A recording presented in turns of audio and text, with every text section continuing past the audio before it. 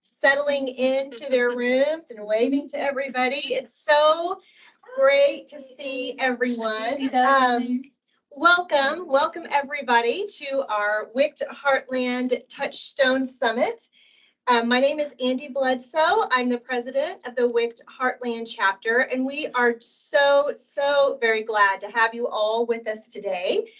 We have people gathering in Oklahoma City, in Tulsa, Oklahoma, all the way to Wichita and Overland Park, Kansas, Omaha, Nebraska, and our friends joining us virtually. So it's just so wonderful that we get to see all of your faces and love the technology that we can use to kind of bring everybody together in this large geographical footprint that we have for the Heartland chapter. Before we get started, I just wanted to give a special thank you to Sandra Delara, sitting here next to me in Oklahoma City, and Charmaine Simmons, who is with us in Wichita. Sandra and Charmaine are our programming co-chairs and board members for this chapter, and they and their committees and their teams have done such an incredible job this year with our programming events. And Sandra in particular has been working on this summit for nearly the entire year. So we just could not do this without Charmaine and Sandra and their amazing teamwork and their committees. So I just wanted to say thank you, Sandra, and thank you, Charmaine, for all of your work in putting this together. And then I would also like to say a couple other recognitions and thank yous to our Heartland board members. If you are a Heartland board member, could you please just raise your hand in the room and everybody can look around and see who you are. We also have committee members. If you're a committee member of the Heartland chapter, raise your hand. Our executive sponsors, I know Kristen Peck is here with us in Oklahoma City, raise your hand. I just want to make sure that everyone has the opportunity to see this talented group of people that work so hard all year long to put together events and programming and networking and just to bring us all together. So thank you. And if you are in any of these rooms with us today or joining virtually and you're not a member of the WICT Heartland chapter, you can reach out to any of these talented people or myself to get involved. We would absolutely love to have you. Super excited today to introduce you to our special guest and keynote speaker, Ciji Townsend. Ciji is an amazing person. She's an amazing speaker, and most importantly, a dear friend to me. So Ciji, welcome. We are so happy to have you here with us today. So I'm going to tell you just a little bit about Ciji before I give her the floor. She was raised by multiple generations of busy people, and she didn't realize that there was life beyond an overprogrammed schedule full of commitments and responsibilities and obligations. Does that ring a bell for anyone? I'm wondering this. She learned at an early age how to do and realized in her 30s that she didn't know how to just be. So I'm really impressed at 30s because I'm nearing 50 and I don't know that I've done that yet, but great job. That revelation sparked the journey of learning how to live a balanced and not busy life. So Balanced Not Busy is a lifestyle brand and a social movement, empowering go-getters like all of us with a full plate to step outside their comfort zone and tap into their full potential. Ciji is a sought-after public speaker, delivering practical ways to stop glorifying busyness and embrace balance. She's passionate about her community and serves many Atlanta nonprofits in various leadership positions. She solves problems, she provides counsel, and executes strategic communication tactics as a corporate communicator. All this while keeping her own well-being and the well-being of her team and her partners top of mind. Ciji is a radical advocate for rest and shares how she navigates her own balance as a content creator, storyteller, and host of the Being Balanced podcast. She lives in Atlanta, Georgia, with her husband, Travis, and her children, Trip and Trinity Lacey. So before I hand it over, I just want everyone to know that CG will be leaving time at the end of this presentation for questions. So if you have a question, simply raise your hand and we'll go off mute to ask that question. And if we don't have time to get to everyone's question, CG has graciously agreed to kind of follow up after the presentation if you have a question that we didn't quite get to. So CG, we're so excited to have you here today. Welcome. The floor is yours. Thank you, Andy. I am so happy to be here. You all are getting my full authentic self. I am fresh off of a plane and in New York, and it's so ironic to me that I'm speaking to a group of WICT members in New York because the last time I was here, I was at the WICT National Conference. So many of you are familiar faces, and I'm so excited to share space with you all today. The one thing that Andy did not say that should absolutely be on my bio is that I am a recovering busy person. I have had a to-do list since I came out of the womb. And I actually don't know a life of not having something to do. What I've worked really intentional to do in the last decade is to figure out ways to be in the midst of doing so much. And so, what may seem like a complete whirlwind to most, and when you hear my bio, and if you know me personally and you see me moving and shaking all over the place, you're like, there's no way that girl is balanced. She's 110% busy. Well, maybe sometimes I am 110% busy, but I'd like to think that I have adopted this perspective that keeps me balanced, that keeps me sane, and that gives me harmony and integration in everything that I'm doing. So I can't wait to dive in and talk about it. The great thing about living this lifestyle is that there's always something at the helm to talk about. And what I love most is that I'm fresh off of a very sugared up evening last night, full of Halloween candy, where I was Jessica Drews. If you're familiar with the Spider-Verse, my whole family, we do family costumes. And all day long, I was like moving and shaking and working, and things were happening. And I'm on the board of the Junior League of Atlanta. So I was doing volunteer work, and I was like, I got to get done because it's Halloween. And somewhere along the way, y'all, as if I did not have enough to do, including an early morning flight this morning, I decided to host a party. And I'm not entirely sure why. And what I realized, actually, let's be real, I am sure why. Because, and I know I'm with my people, we are overachievers. We like to do things. Some of us are type A personalities. Some of us are, or we think we're not overachievers, but in comparison to the next person sitting next to you, you likely are an overachiever. And it just felt right. It felt right to do something that brought me great joy.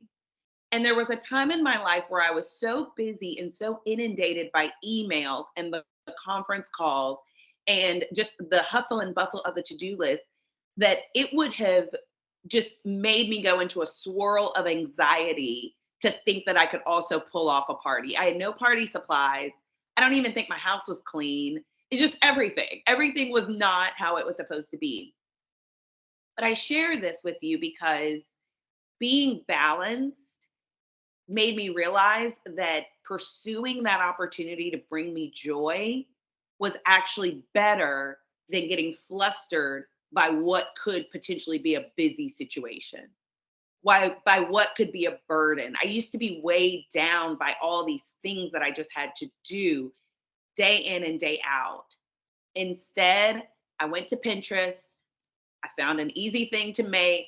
Stuff was already in the deep freezer because if you stay ready, you'll always be ready. So instead of running to the grocery store and adding another stop to my day, while I ate my lunch, I decided to whip up some mummy dogs. Super easy. I phoned a friend who was already bringing her kids to our neighborhood and said, hey, how about you make that amazing chili you make? Kill them with kindness and flattery, y'all. She was like, of course I'll make the chili. She brings the chili. We've got the mummy dogs. There's always something to consume as far as a beverage in our home. And so we were all set.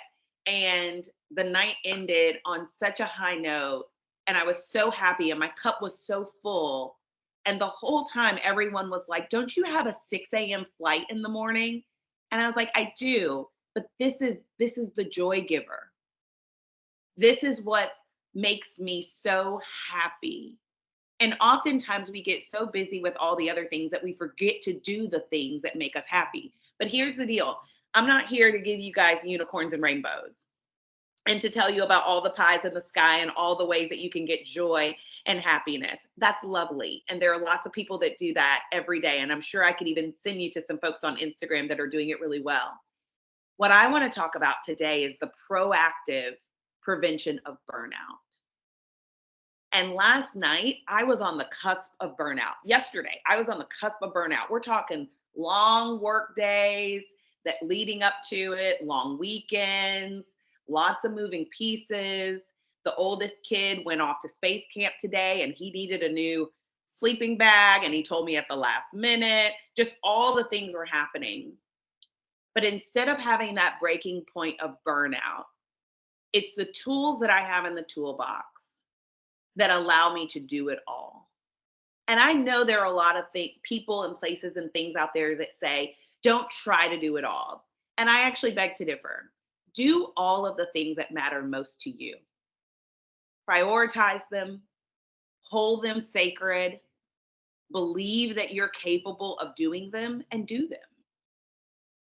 Why take away from what you can do when you really can do it? And so one of the things that I always tell people when we start to talk about the burnout conversation, because it's not a comfortable conversation, and I'm looking at your faces and you're like, oh, I just don't know. It's a busy season. It's Q4. Things are happening. I want to get all this stuff done before I take some time off for the holidays. I want to be able to enjoy my family. I want to disconnect. And it just doesn't seem attainable. And I'm here to say that it is actually attainable if you will prescribe to the things that you have to do to build your toolbox. So if you are a note taker, this is now your time to shine. Pull out your paper, your pen, your computers, because we're going to dive deep into those tools to prevent burnout. Do we have any meditators in the room? Oh, good. One. Yes, girl, you are my person. So I'm so glad that there's one person that is meditating. So you hear a lot about meditation, and a lot of times people are like, I'm likely going to fall asleep. This is not the best use of my time to just sit still. And I used to be one of those people. And I was like, I just don't have time to meditate. I don't have time to do all of these things that someone is telling me will help my mind. And then I got to a place in life, and my breaking point for this specific example was the pandemic, where I realized I didn't have time not to meditate. And it was not an easy feat. I started out with a really basic journey of 3 minutes. Then I was able to build up to about 7 minutes. Sometimes I fell asleep. Sometimes things didn't feel right. But I realized over time, and now we're up to about 20 minutes a day of meditating and literally just sitting still, starting my day with meditation, walking into or meditating before I walk into a meeting, meditating after a meeting, even meditating sometimes before I get in the car and drive and start the second half of what my day might look like. And one of the reasons why I always talk about meditation, and I try not to skip over it if there aren't a lot of people who are doing it actively or interested in it, or like, hey, I didn't really sign up to come to the Touchstones luncheon today to learn about meditation and mindfulness, is because so many of the values that surround meditation, so many of the things that it's rooted in actually will set you up for success in all areas of your life. And even if you don't want to be set up for success, because I don't always thrive to be my best self, I just want to be my favorite self. I just want to be the person that actually enjoys what I'm doing when I'm doing it instead of doing it begrudgingly. When I say that if you sit still and if you just trust me here and you meditate for at least 5 minutes, first tool in the toolbox, and I'm not giving you a lot of takeaways. I don't even like to call them takeaways because I've been to a bunch of luncheons. conferences and conventions, and people give me more work to do with their takeaways. So we are not here for the takeaways, but I will leave you with tools. And you can eat the fish and leave the bones and decide how you use them. But here's the thing with meditation. If you are willing to sit still, likely for under 30 minutes in the course of your 24-hour day, you will immediately reap the benefits. You will start your day, you will start your meeting, you will start your email, you will start your commute in a better headspace. And we invest so much time and energy in other areas of our life practicing things. Do I have any folks in the room that work out? Oh, more than one. Okay, so you're focused on your body. Got it. Do we have any folks in the room that maybe have a hobby or read a book club, needlepoint? Oh, more than one. Okay, so you're feeding your passions, but only one person is actively feeding her mind with meditation. Think about that. And there are lots of other ways that you can nurture your mind, but just let that sit for a second and think about how you could proactively prevent the burnout if you find yourself in a more mindful state of being. And this is not the cross your legs, do this number. This is also mindfully eating, mindfully walking, putting your phone down, being more intentional with your time, more time with friends, loved ones, coworkers. First tool, meditation. Does anyone drink caffeine? Oh, I love, okay, so I don't know when I point if y'all know where I'm pointing, but in Omaha, the whole table was like, girl, yeah, we have to drink caffeine in order to live. The whole room, they were like, I'm not even gonna raise my hand because I just drank a gallon of coffee to be here.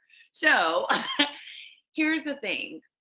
When I talk about tools and I start with meditation, everyone's like, okay, I'm zoned out because she's not speaking my language and I'm not here for it. But it looks like the caffeine drinkers might really love this one. So, tool number 2, consume the things that you enjoy consuming. There are so many barriers to everything that we want to do, so many rules and just all the things. One thing that I've realized over time, and this is not just from my own personal experience, but also through a lot of research and just becoming really, really obsessed with the science of well being, is that most people are actually depriving themselves of the things that they love. And then we blame others by saying, oh, I'm so busy, or I can't do this, or I can't enjoy this because my boss keeps emailing me, because the volunteers can't seem to get it right the first time, and I've got to jump in and try to do something different. My kids are driving me crazy. My partner won't leave me alone. No, no. All of those are external things. The internal things, the things inside of you have to do those. And you know what? Take it a step further. Of those folks that happen to consume some caffeine, let's say coffee, do you often find yourselves reheating it while you're getting dressed? Maybe you even have to stop and get a whole nother cup because you didn't finish the first one and you left it on the counter. You got to nuke it one more time. That means you're not enjoying it because everything else around you is happening except the thing that you want to do. So, second tool in the toolbox, a big non negotiable for proactive prevention of burnout and staying balanced. Consume what you enjoy and do what you enjoy while it's still in its original state. Eat the cake while it's fresh, not after you've served everyone else around you and it's stale. One thing when people ask me, like, how do you do it all? I'm like, I do all that I want to do in the time that I want to do it, but not at the same time. So I don't worry about those other things that have to get done if I'm enjoying my coffee. If you follow me on Instagram, I often post slow Saturdays or easing into Sundays. My entire family sits down and drinks coffee. The 2-year-old drinks water in her coffee mug, and she's convinced that it's coffee. So much so that she walks around saying, coffee, coffee, because she's ready to have her coffee in the morning. And she enjoys the experience. And I want to foster that for her until she can decide what it is that she wants to do during that time. The 9-year-old drinks orange juice or milk in his coffee mug. But we all start the morning with a cheers and just easing into the day because we hustle and bustle into so many of our other days. 7 days of hustle and bustle just isn't healthy for anybody. Why weekends were existed. And I'd like to think that 2 days of hustle or of calmness and no hustle and bustle is also not ideal. So I like to mix it in throughout the week where it makes sense.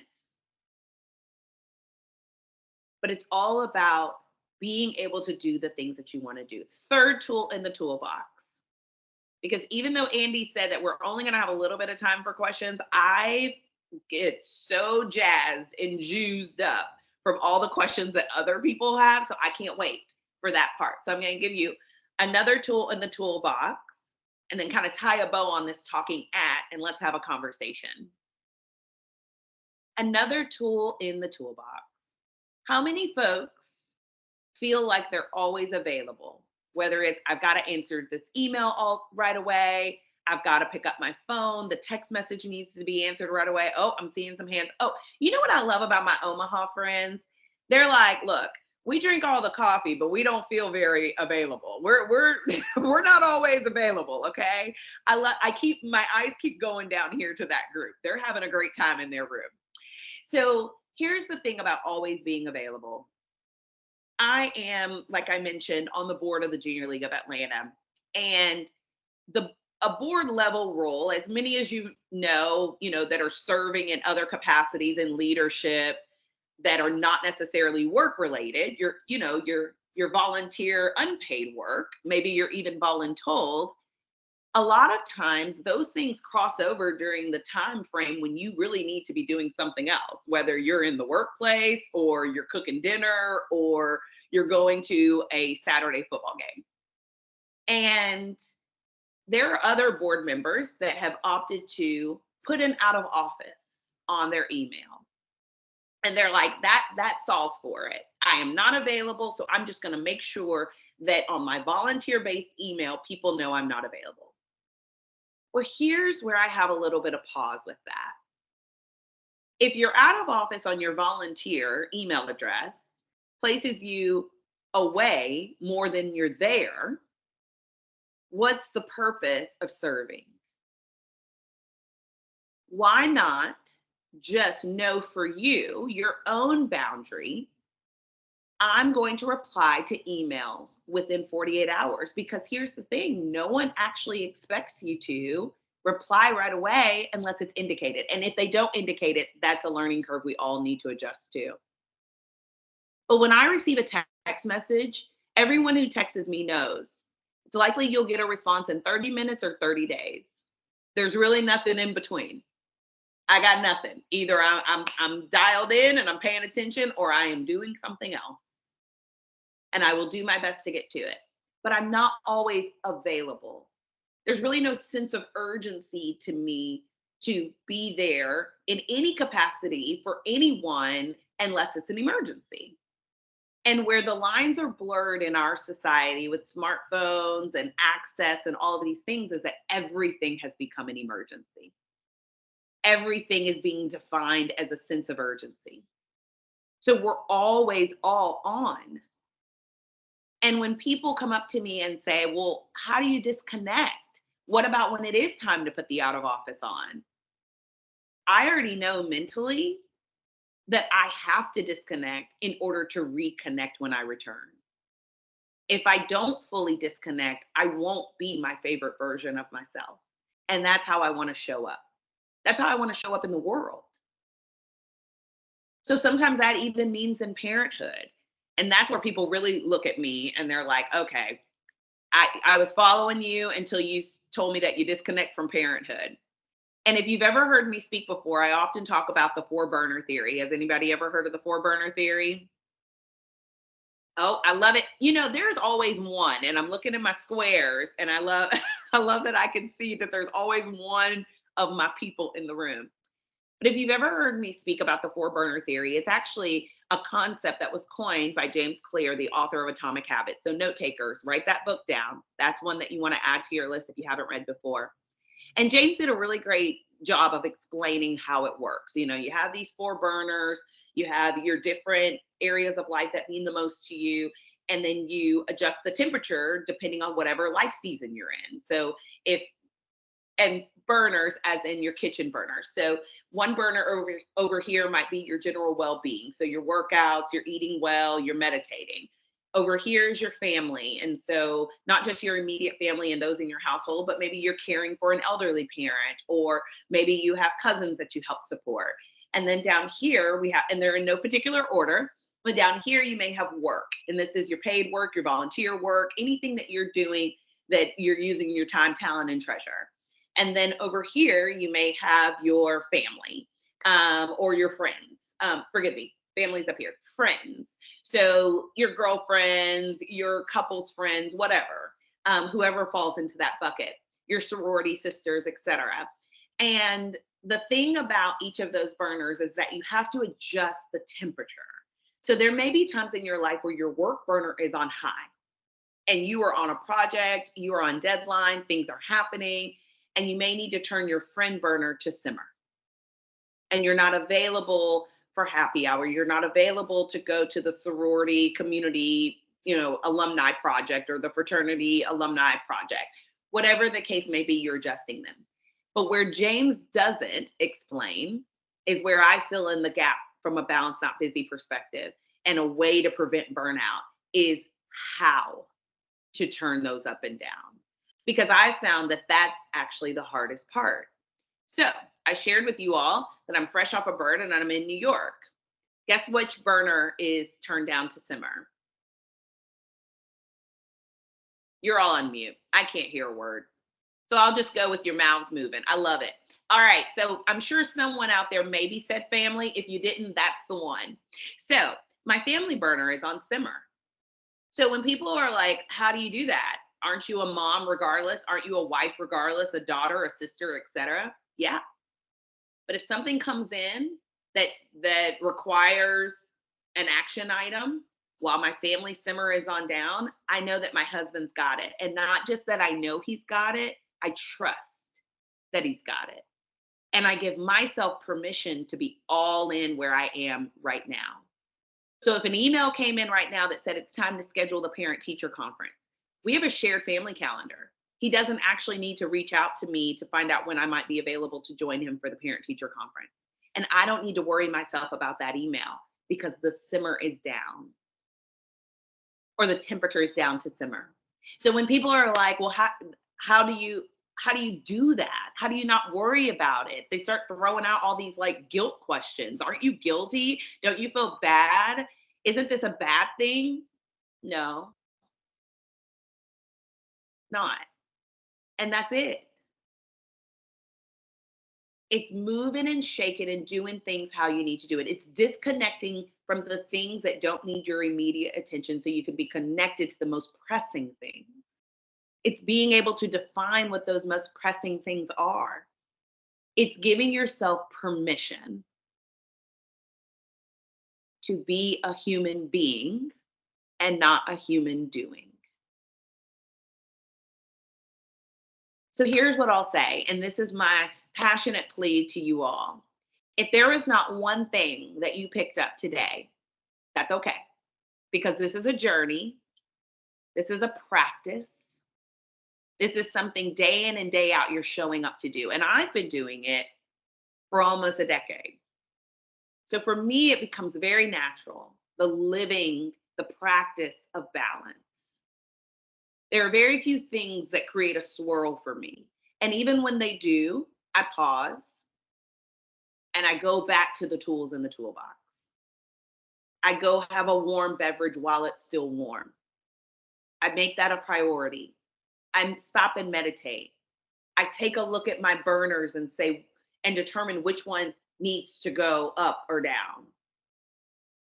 What's happening here? Are they all high? Because if they're all high, what happens in the kitchen? If you're cooking on every single burner and it's all the way high, you've got water boiling over, your chicken is burnt, the green beans are scorched, everything's a mess.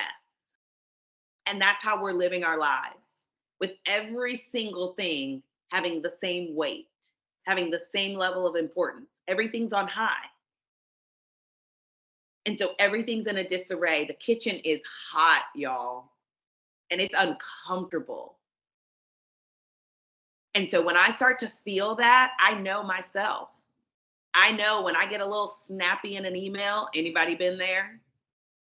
I know when I look at the calendar and it's, even though it's color coded and it's pretty, it's way too full. Anybody been there? Because I've overpromised and now I'm going to get to a place where I might start to underdeliver. That's when I know I need to go adjust. Something's not right. And listen, I don't wait until January. I don't wait until my next birthday. I don't wait until November 1st and the start of a new month. When you know it's off, attack it head on. Do it now. Okay, but it is the 1st of November. So this is a great time to do it now if you are a person that likes a fresh start. What better day than to start now? You definitely don't have to work and wait until January 1st, 2024. And I've been there. This is from a person that is not just all about the research. I love the research. It supports everything that I've experienced. So I know it's real and I haven't just hyped it up in my brain. But I will never forget living in New Orleans, brushing my hair, and my hair starting to fall out in huge clumps on the floor. And I was doing everything I thought I was supposed to do. I was pursuing career aspirations. I was volunteering in the community. I was trying to be a great friend, sister, girlfriend at the time. I was working out at Pure Bar, drinking 8 glasses of water. And yet and still, when I went to the doctor, she told me that my body was responding negatively to stress. And that was it for me. That was the breaking point. And not just what was happening to me, but because the doctor was so casual in her way of explaining it to me. And she even mentioned that it was something she sees all the time. And I knew then something was terribly wrong. Society was all in a disarray. And since then, I've watched year over year how it's gotten worse. Then there was a pause during the pandemic where our bodies weren't as active because we didn't have anywhere to go, but our minds were as active as ever, with the decision making, with the uncertainty, with all of it, with the news cycle. And so we thought we were getting a break because our bodies weren't moving. But the minute that we were able to go places, my goodness, has anybody else felt the weight of we are all outside and life is moving really fast? And somehow, some way, some of those things that we did as a best practice during that time in our lives, we've gone so far away from it. Bring what works back. Keep it, hold it sacred. I want to talk to you all and answer your questions. So please, pepper away.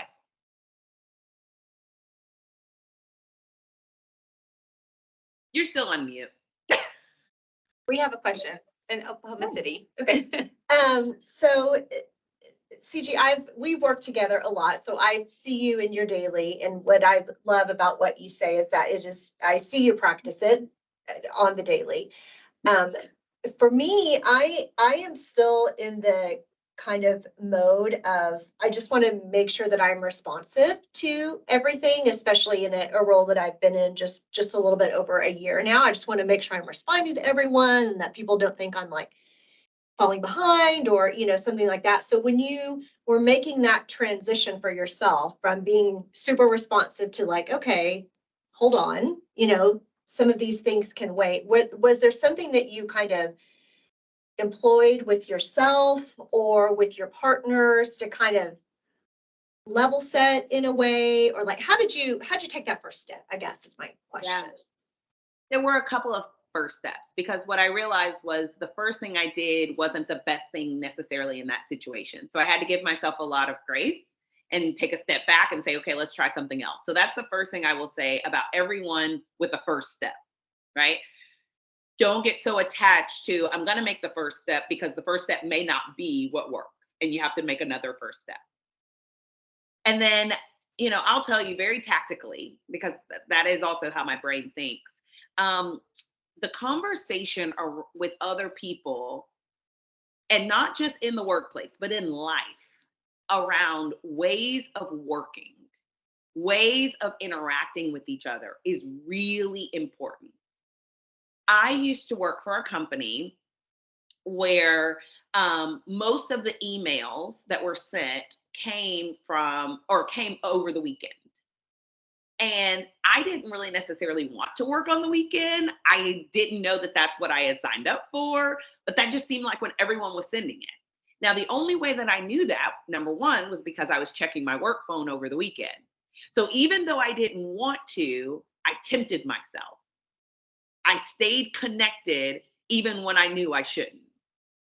Second, when I realized that all these emails were coming through and I wasn't 100% certain if there was an expectation for me to reply, I took the initiative in a very courageous conversation to ask.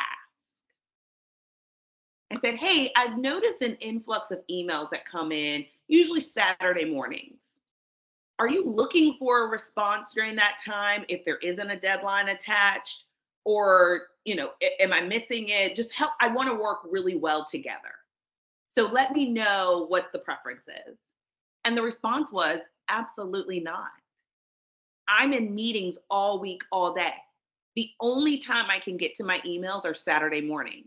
So I've worked it out with my family to carve out a couple of hours on Saturday mornings to send out all these replies and emails. But that's for me, not for you, CG, not for you to reply immediately, not for you to be responsive. I would expect that you would be doing whatever you normally do on a Saturday morning, and then you get to it first thing Monday morning.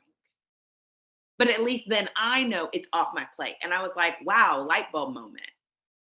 I had been in my own head worrying, oh my gosh, I never reply. Like I'm not really in a good spot. I'm in the car. I don't have my documents. There's questions here. When the other person on the other side had absolutely no expectation that I was going to even think about it or even see it. He thought that I wasn't even checking my work phone. He thought I was just having a good time on the weekend. So we create oftentimes that desire to do the things, right? Without a lot of data or context. And the art to it is that everyone's different. So the expectations are always different. I know people now that are like, and I appreciate this way more as a parent than I did before I was a parent, that send emails at 8 o'clock until 11 o'clock at night. And I'm like, gosh, they have no boundaries. They're always working. They're doing this, that, and the third. Come to find out from 2 p.m. until 6 p.m., they're offline because they're doing carpool and softball practice and dinner and all these things. They're trying to stay connected and they're on the calls, but they're not really checking their email while they're in the car. And so that works for them. So what we have to get away from is the traditional, like, okay, this is when everyone's online and we're all doing business at the same time together and this is how it works. Because you have no idea what's happening on the other side of that person who's sending you that note. And you're thinking, I want to be a great partner. I want to reply, which is exactly what you should be thinking. And then they're like, no, gosh, please don't reply. Because if you reply, then we're in a conversation. And I was just trying to get it off my list. I didn't want you to go back and forth with me, So it's the conversation. And oftentimes we're not talking about that, like we're not talking about those type of things. Like a lot of times you're like, I'm going to teach my team how to manage up and work supportively and all these things. But what is the thing you have to do? What is the conversation you have to have? Hope that's helpful. Thank you, CG. That was a great question. Unfortunately, we're like right at the time. So in Oklahoma City, I can't see what's going on in other rooms. So if you could give your programming committee member in the other rooms your questions, and then they can type them up and send them to me. We'll get them over to CG, because I'm sure there's a lot more questions. I'm so sorry. We're just at the time now. Timekeeper. Yeah. Well, time is the greatest gift you can give someone. So I just wanted to thank you all for your time today. I wanted to thank the programming team for even just the invitation. It brings me such great joy. I cross paths with a lot of you in a lot of different ways. And this way may be new for some. So it brings me so much joy to be here with you all today. So I'm so super grateful. And truly, if you have a question, if you have a thought, concern, please do send it my way. I'm also really active on Instagram where I talk a lot about things, and on LinkedIn. So I look forward to continuing the conversation with you all. Thank you, CG.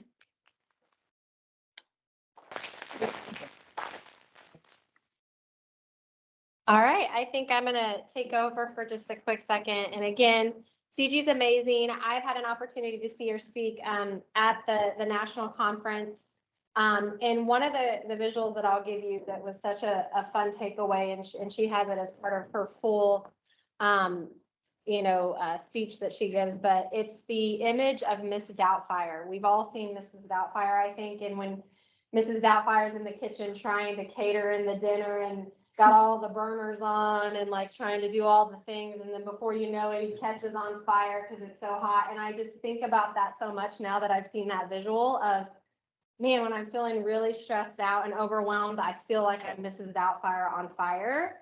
And it's just a good visual reminder to like turn something down, like seriously, turn something down, right? So I would really, encourage everyone to reach out and see when she's going to speak again, or hear the full talk that CJ gives, because it's so amazing. Lots of great little nuggets. But with that, I just wanted to share that visual because I love it so much. But for those of you that don't know me, my name is Jessica Pedigo, and I serve as the Vice President for our WICT Heartland chapter. And I wanted to take a minute and thank each and every one of you for an amazing year. We actually are sitting at 120% to our new member goal, and we are still adding members each day. So that is such a huge win for us.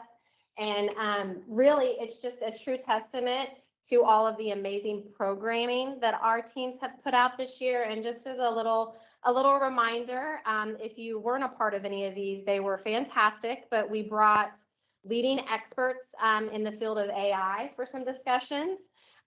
We also gave all of our members access to C-level or C-suite level leaders who gave some really awesome strategies on interviewing successfully, so that can help prepare you for your next step in your careers.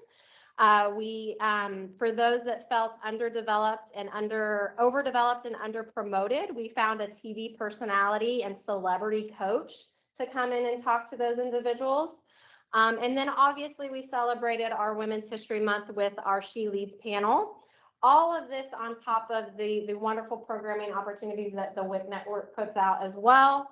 And our chapter actually proudly sent 4 of our members to the WIC Network National Leadership Conference in New York City this year, which was pretty amazing that we got to send 4 members. And it was a great opportunity to network and hear different speakers like CG at that sort of high level stage. So that was really exciting. Looking forward to 2024, we have a lot of amazing programs already in the works. And we're working on a few new things that I think everyone is really going to be excited about this year. So be on the lookout for that. But before we jump into 2024, we do want to take a minute and pause. What's my earring? Pause and really recognize the hard work of a few members, and really celebrate all of their accomplishments and what really made 2023 successful. So with that, I'm going to turn it back over to Andy. Awesome. Thanks, Jessica. So super excited about what we're getting ready to do right now. We are going to present our WICT Network Heartland Chapter Touchstone Awards for 2023. And I just wanted to say that these recipients they are amazing people. They are visionary leaders in their own right. They mentor, they're allies, they're growing in their own careers. They go the extra mile, and they just all really deserve some special recognition today.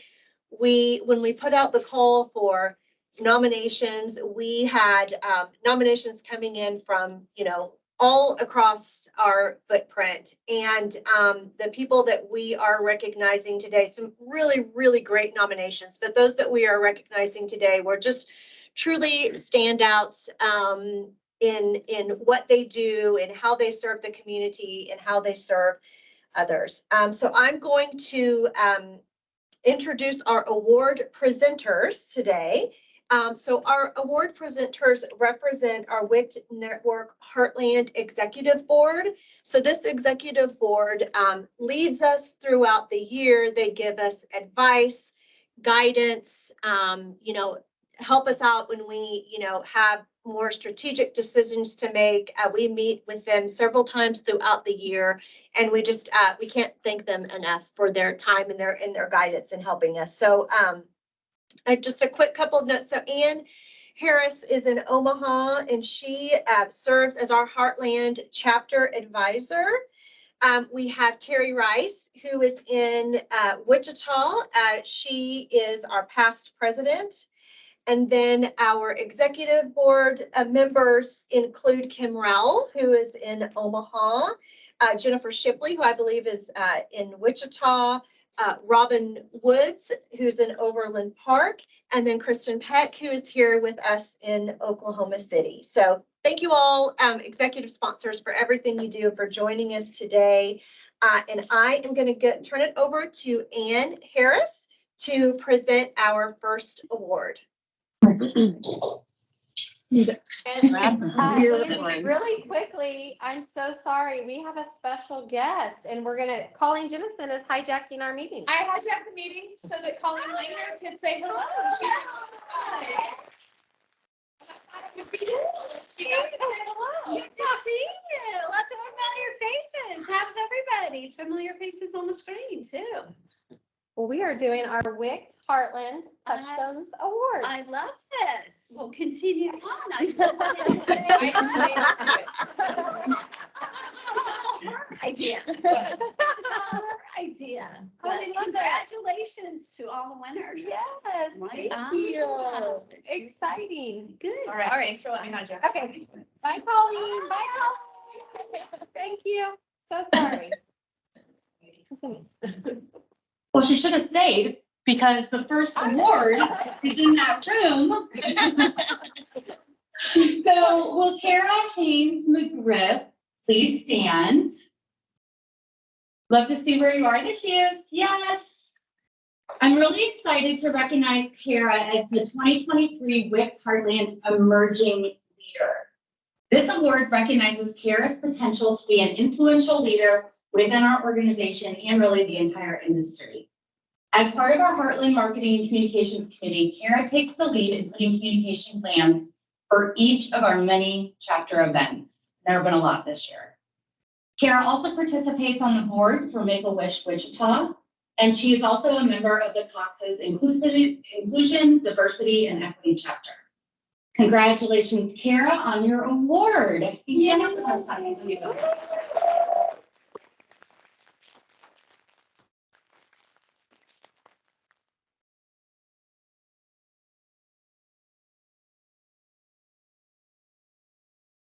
Okay, next up, Kim, I'll turn it over to you. Yay! Hi, everyone. So sorry. Okay, this one has a little bit, pulls at my heartstrings here. So the next award is the Mentor of the Year Award. And it recognizes a mentor for a history of investing in the personal and professional development of individuals in the industry. And I know this from to be fact and to be true, and there is no one more deserving than Cher Anderson.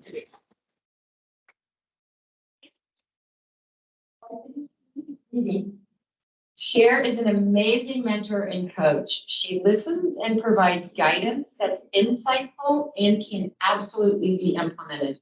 She helps her mentees produce solutions. She's always available to ideate, and she is a champion of her mentees' developments. Over the past year, Cher led the Heartland board in their own development and created a group of coaching programs for the new board members. Thank you, Cher. Cher's combined leadership experience and ability to teach, coach, and guide make her an exemplary mentor. Congratulations again. Back over to you. Okay, thank you. Are we off mute? Okay. So I get to present 2 awards today. I'm very excited to do this. So I will be presenting the Horizon Award for Board and Committee Members of the Year. So the Horizon Award recognizes the top board and committee members of the year. So will Christy Denham please stand as the board member of the year? All right. Christy has been focused and determined to continue to improve the membership of the Heartland chapter. Christy focused on leveraging technology and implementing tools that help the chapter surpass the new member goal that Jessica spoke about of 120%. She also spotlights women-owned businesses and nonprofits that benefit women in need. She truly empowers women across our communities. Congratulations on your award, Christy, and thank you, Matt, for presenting Christy with her award.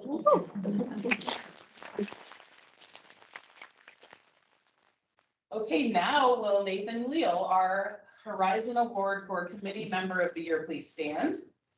Nathan is an influential leader who models the way for his peers and leaders alike. He demonstrates a passion for growth, both in his role at Cox as well as through his work with the Heartland chapter. He has been a key contributor in ensuring appealing to members, highlighting the value of the organization, creating a compelling brand message, and creating meaningful content.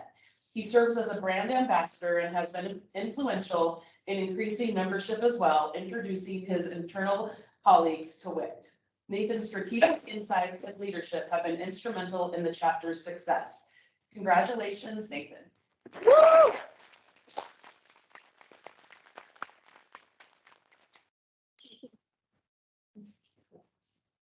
And now, Robin, I'll hand it over to you.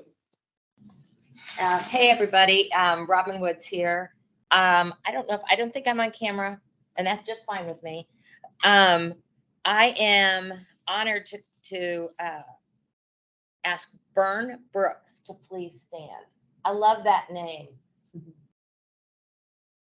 Hey, Bern. You consistently championed, Bern has won the Catalyst Award for Allyship. You consistently champion diversity, allyship, and advocacy for others. Valuing career development and growth, Bern planned and hosted the Interviewing for Success event in Wichita. In this event, Bern leveraged his position to create a multifaceted event which allowed participants both in person and virtually to gain valuable insight and preparation in their career journeys. In this event, Bern worked with other leaders and subject matter experts to share their journeys and preparation strategies. Congratulations, Bern, and thank you for your focus, and not only on your own career growth, but for the growth and development of others. So, Kristen, pass that over to you once Bern gets his well-deserved hug there. All right, congratulations and thank you, Robin. I am honored to close out this year's Leadership Award with the Inspiration Award for Woman of the Year. The Woman of the Year award is bestowed upon a woman who has made significant contributions throughout her career to her company and to the overall industry. She is a proven leader and asset who shows great resolve to helping others. And I am very honored to introduce Christy Bingenheimer. I'm not going to ask her to stand because her beautiful face will be cut off. So please just. Christy's journey in telecom industry was a leap of faith in 2012 when she left the American Red Cross to come work for Cox. Throughout the year, she's been promoted several times at Cox, and most recently, she was promoted last year to Senior Manager of Complex Billing. While working full-time, Christy also attended school and graduated with honors, earning her Master's of Business Administration, Leadership and Organizational Development in 2021. If you ask anyone, especially anyone in the room who's worked with her, she gets an awful lot of accolades for being a positive leader. She is dedicated to helping her team grow and develop. She's also strategic and process focused, constantly working to figure out how we operate better and knowing that if we can operate better, it just makes life easier for everybody. She's a strong partner with peers across the business, and her leader, Nicole, describes Christy as someone who is always caring and thoughtful about others and their progress. And she's just fun to work with, making work fun for everyone around her. So congratulations, Christy, on this well-deserved award.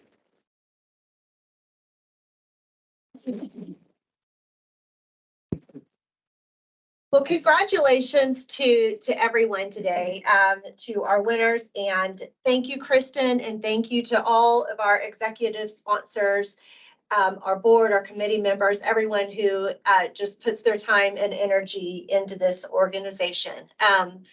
It's been an amazing lunch and afternoon. I hope all of you have enjoyed this as much as I have, and just some time to kind of get together with our colleagues. Before we end, up on the screen right now, there is a QR code. So if you could grab your phones, take a quick capture of this QR code and give us some feedback. I think, there we go. Give us some feedback on this event and things that we can do as we are making our plans for 2024. We would much appreciate it. So thank you, everyone, and I hope you enjoy the rest of your day. Thank you.